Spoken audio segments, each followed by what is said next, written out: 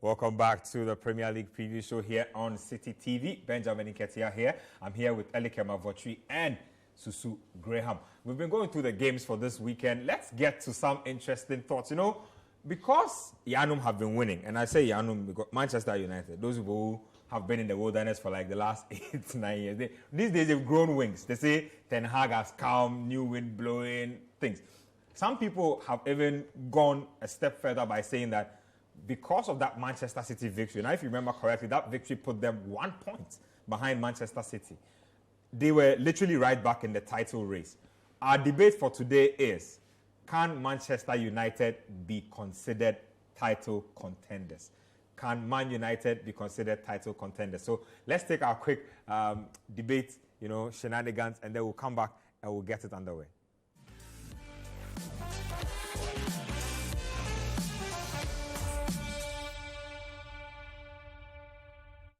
Welcome back. The debate is where it's at. Let me start with Susu Graham. Susu, where do you stand on this particular issue?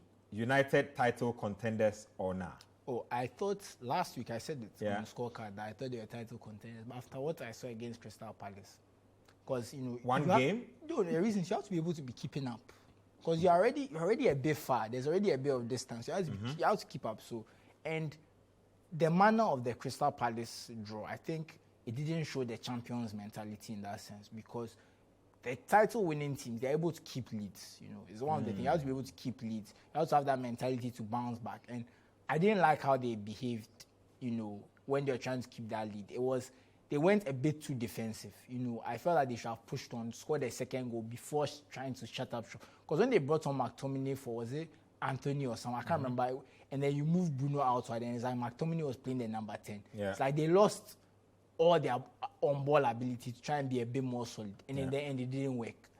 I mean, it was a wonder goal. They nearly got away with it, but I didn't like their approach. And I felt like they had the approach of a team that still, they don't see themselves as one of the elites in the competition. I think that their approach to that game gave me an insight into their mind that maybe they are content with top 4 for now. That was my thinking. It's not, because where they are on the table means they are exceeding expectations to a level. In a sense, where they are on the table puts them in the title race, but I think their kind of mentality is not that of title contenders. And I think you say similar of Newcastle, that where they are on the table, say, okay, they should be title contenders, but they don't play exactly like what Elikem said. If you're a title contender, you are playing another title contender. You're not going to shut up shop on the 60th minute and try and play for a draw. You won't do that. You go for the win. So those are the little things that I just feel like they are just not there yet. They are nearly there. But so next season, with a few signings and stuff, they'll be back. Big shout outs to Michael Olise, though. Cold free kick and acted like nothing had happened. That's the bit I loved about it. He's doing his job. He said the postman doesn't celebrate when he delivers a letter. Oh my goodness. But someone said he doesn't score every game, so he shouldn't do that. Yeah, cold free kick. Elegam, where do you stand on this? About the free kick, I even thought it was called off or something. The way he celebrated I thought it was called off or something. That's swag. Like I do this every day. But I think they should be considered title challengers on the main basis of the fact that they are.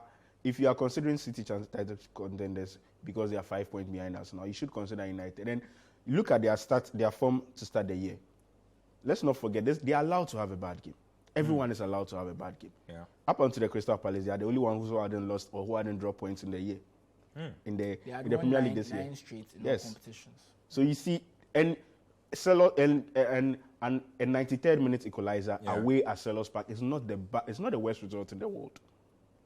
So we cannot point to that game and say you win some games being poor. Manchester City won the Fulham game. They were very lucky to win that Fulham game because they had a very bad game. Arsenal won the Leeds game and they were very, very lucky to win that game. So Manchester United are allowed to get away with a result like that. Maybe because they are far off the pace. Yeah. This result puts things into a bad perspective for them. But when you look at their fans were gassed for that game, and at the end of the day, they were just deflated. Let's be honest. The title chart really started with the turn of the year. So if we are looking at their form coming into the Palace game, they should be considered title challengers because they were 1 point behind City. Okay. So that's my main point. And you look at the way they are playing, and with Casemiro in the team, it gives them a chance against every other midfield in the league. If you have a midfield of Casemiro and Eriksen, if you have those two in your team, I don't think you should fear at about 15 teams in the league shouldn't scare you. That's a big one.